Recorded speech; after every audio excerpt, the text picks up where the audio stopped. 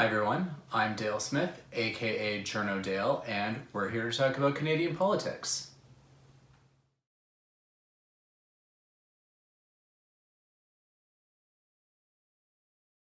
This past week, the federal government finalized an agreement with some provinces around wage top-ups for essential workers. And this has kind of sparked a bit of a conversation about why don't we just increase the minimum wage?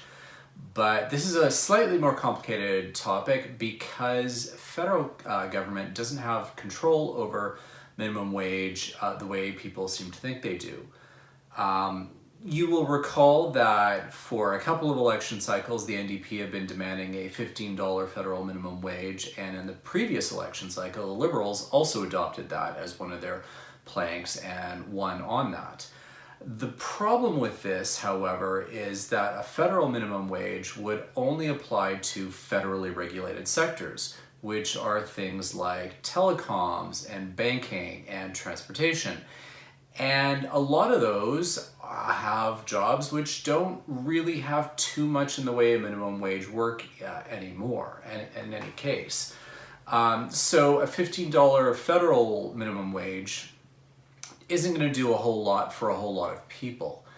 And at the same token, provinces, a lot of them were moving toward a $15 minimum wage as it was without this already. So it was a bit of a slightly useless pledge, I guess, but one that is kind of showing how the influences from American politics are very easily picked up by Canadian politicians without necessarily understanding the dynamics or the differences between how the two work.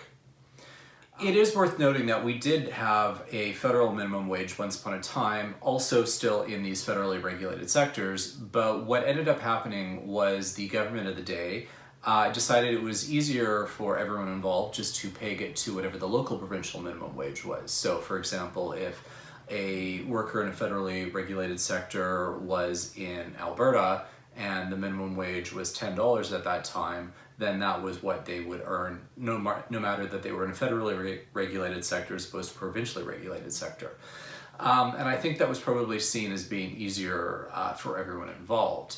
This more recent notion of needing a $15 federal minimum wage is predicated on the notion that somehow it's going to shame provinces into adopting a $15 minimum wage across the board, which is also, well, A, it makes a lot of assumptions, and B, it's also pegging again to this American notion that, the $15 wage is the livable income. But that's using American notions which don't necessarily apply to, Canadian standards or cost of living or anything like that.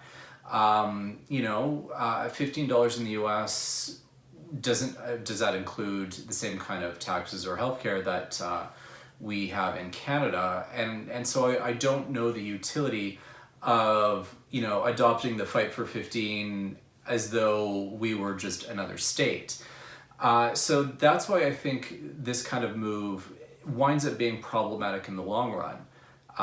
Livable wage in Canada is very different from livable wage in the US, and livable wage is different in different parts of this country, which is why it can be difficult sometimes to come up with a federal standard.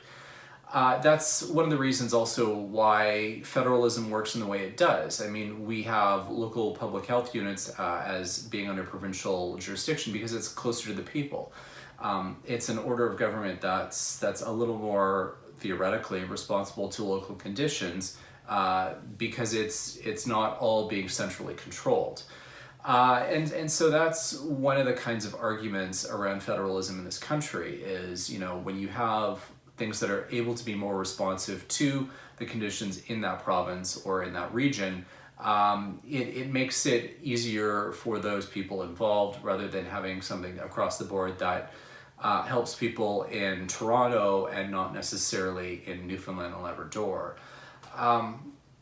So that's why I think we need to kind of maybe, when we see these kinds of slogans and adopted American fights that, quote-unquote progressives in this country start chanting without necessarily thinking them through, is that, yeah, we have to remember that just because it's something that's going on in the States doesn't mean that it's necessarily analogous to what we should be fighting for in Canada.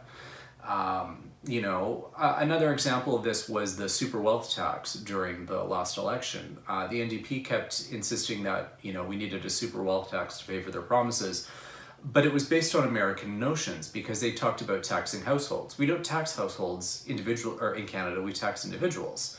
And so for them to, keep beating this drum without necessarily conceptualizing that, what they're asking for is to basically rebuild an entirely new tax structure in Canada.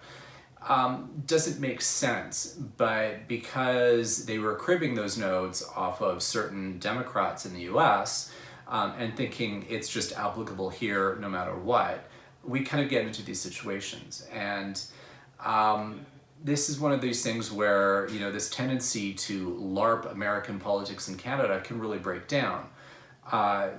We have enough fundamental differences in the way things operate that you can't just piggyback on those particular fights and hope for them to, work out the same in Canada. I just don't see how that is even feasible. So anyway, something for us to think about as we talk about these essential worker top-ups and really redefining what is essential worker and what is a livable wage that they should be owed. Simply saying fight for 15 and hoping that resonates isn't necessarily going to be meaningful in a Canadian context, and we should keep that in mind. And that's everything for this week. Join us again next week for some more Canadian politics. I'm Dale Smith, that's at journo_Dale on Twitter. And don't forget to like the video, share, subscribe, and support us on Patreon. Thanks, everyone.